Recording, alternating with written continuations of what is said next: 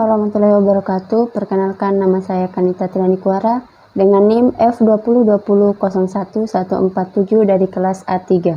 Baiklah, di sini saya akan menjelaskan tentang reaksi-reaksi substitusi nukleofilik SN2 dan SN1 dan reaksi-reaksi eliminasi yaitu E2 dan E1. Pertama, reaksi-reaksi substitusi nukleofilik. Apa itu reaksi substitusi nukleofilik? Reaksi substitusi nukleofilik adalah suatu reaksi atau suatu kelompok dasar reaksi substitusi di mana sebuah nukleofil yang kaya elektron secara selektif berikatan dengan atau menyerang muatan positif dari sebuah gugus kimia atau atom yang disebut gugus lepas atau leaping group. Apa sih mekanisme reaksi SN1 dan SN2? Baiklah, mekanisme SN1 adalah reaksi dengan dua tahap, di mana tahap pertama substrat akan terurai membentuk karbokation dan tahap kedua produk dihasilkan. Sedangkan mekanisme reaksi SN2 merupakan suatu reaksi dalam satu langkah, di mana serangan nukleofilik terhadap substrat bersamaan dengan proses substitusi. Kita lihat pada slide seperti apa sih reaksi umum substitusi nukleofilik. Adapun reaksi umumnya yaitu Rx ditambah Y- menghasilkan Ry ditambah X-, di mana Rx adalah alkil halida dan Y- adalah gugus pengganti. Sedangkan Ry adalah produk dan X- adalah gugus pergi atau leaping group. Pada mekanisme SN2 yang pertama yaitu kinetika, contohnya CH3L ditambah OH- menghasilkan CH3OH ditambah L-. Ya, dimana Pi sama dengan K atau CH3L dikali OH- atau bimolekular. Adapun kedua spesies terlibat dalam tahap penentu laju reaksi. Reaktivitas Ri, RBr, RCl, dan Rf. Pemutusan ikatan CX terlibat dalam penentu laju reaksi atau serentak mekanisme satu tahap. Dan yang kedua ada stereokimia, di mana reaksi stereospesifik yaitu reaksi yang berlangsung dengan konfigurasi inversi. Seperti yang kita lihat pada slide di sini, NaOH sebagai mekanisme substitusi nukleofilik.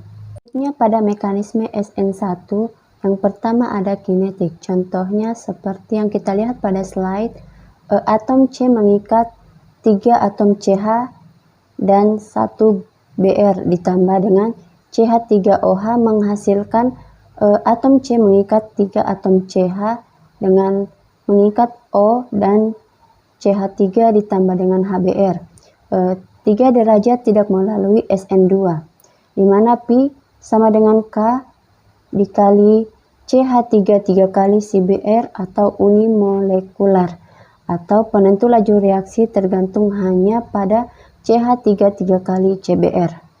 Selanjutnya ada mekanisme, yaitu tahap penentu laju reaksi. Untuk contohnya kita bisa lihat pada slide di PPT ini. Jika ada diagram energi atau mekanisme dua tahap. Untuk contohnya kita bisa lihat pada slide yang ditampilkan. Selanjutnya yang keempat ada stereokimia atau stereorandom. Untuk contohnya kita bisa lihat pada slide yang ditampilkan pada PPT. Dan yang terakhir ada stabilitas carbocation,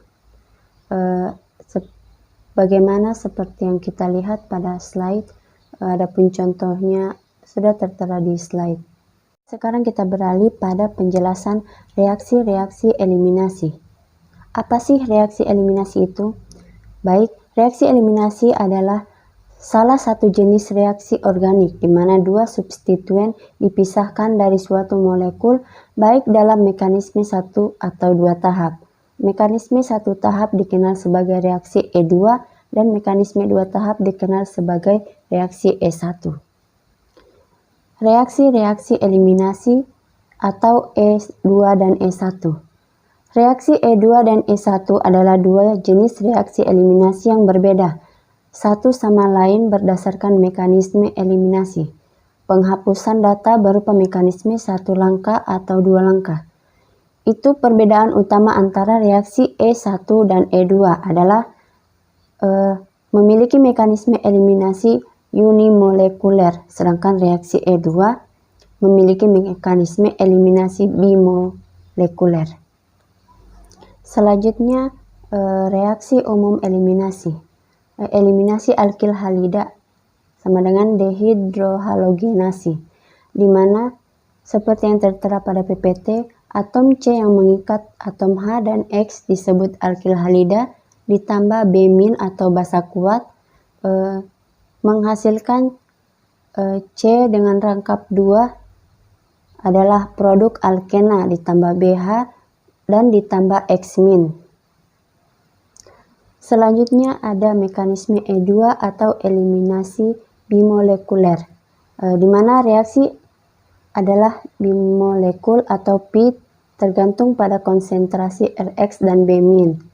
Pi sama dengan K dikali Rx dikali B-, atau tahap penentu laju reaksi melibatkan konsentrasi B- dan tahap penentu laju reaksi melibatkan pemutusan ikatan Rx, atau reaksi tidak bergantung pada jenis Rx, entah itu 1, 2, ataupun 3. Pada mekanisme E2, yang pertama ada satu tahap atau mekanisme serentak, seperti yang kita lihat pada slide yang telah ditampilkan. Selanjutnya yang kedua ada anti-elimination. Di sini terdapat sin periplanar tetapi eclipse. Anti-periplanar yaitu kebanyakan molekul dapat mengadopsi konformasi lebih mudah. Dan eliminasi E2 biasanya terjadi ketika H dan X adalah anti. Selanjutnya pada mekanisme E1, yang pertama mekanisme E1.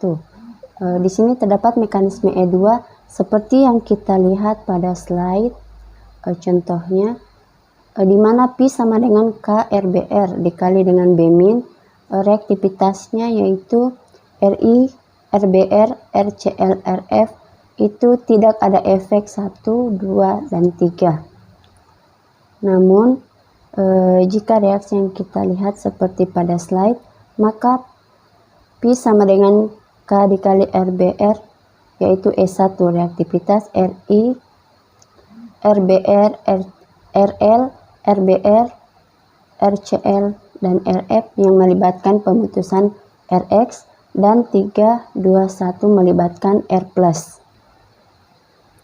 Pada mekanisme E1 terdapat tahap 1 dan atau penentu laju.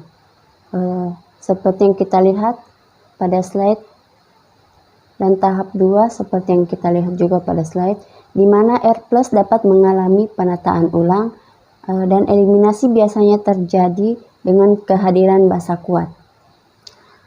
Dan yang terakhir yaitu perbedaan substitusi nukleofilik dan eliminasi, di mana reaksi substitusi yaitu pasangan substitusian yang saling menggantikan adalah min-Cl dan CH3O-, sedangkan reaksi eliminasi yaitu di mana bereaksi dengan ikatan tunggal membentuk produk ikatan rangkap melalui eliminasi substituen min-H dan substitusian min-Cl.